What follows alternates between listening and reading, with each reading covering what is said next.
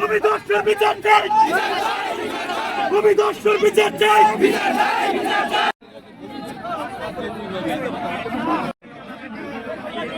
যে উনি প্রশাসনের লোক হয় আমাদের জমিতে আসছে জমি মাপার জন্য, কিন্তু প্রশাসনের লোক বলতেছে উনি তো জমি এখানে মাপতে পারে না, ওনার কোনো এখতিয়ার নাই।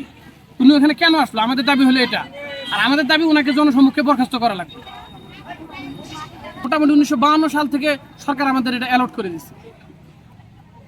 কতগুলো পরিবার এখানে আছেন? প্রথমে তো ছিল 28 ঘর, এখন তো অনেক হয়ে গেছে, ওগুলোর মধ্যে ভাগ 500-র উপরে হয়ে গেছে।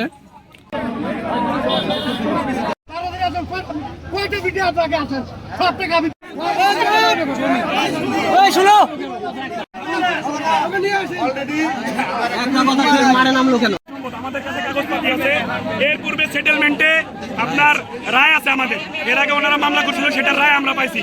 ওনাদের কাগজ হচ্ছে ভুয়া। এর আগে যে ফেসিবাদ সরকার ছিল,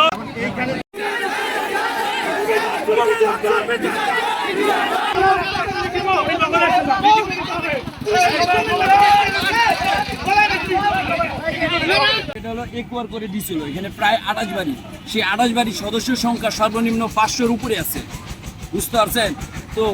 বাবুল, সুপ্রিয় বাবুল, ওর আরো আত্মীয় স্বজন মিলে, সে আমলিকে একজন বড় নেতা ছিল, প্রভাব খাটাইয়া ভূমি অফিসে টাকা দিয়ে যে বাবু কিছু কাগজপাতি করছে, কিন্তু গভর্নমেন্ট তো এটা আমাদের একোয়ার করে দিচ্ছে। গভর্নমেন্ট সেই কাগজপাতি আমাদের কাছে আছে।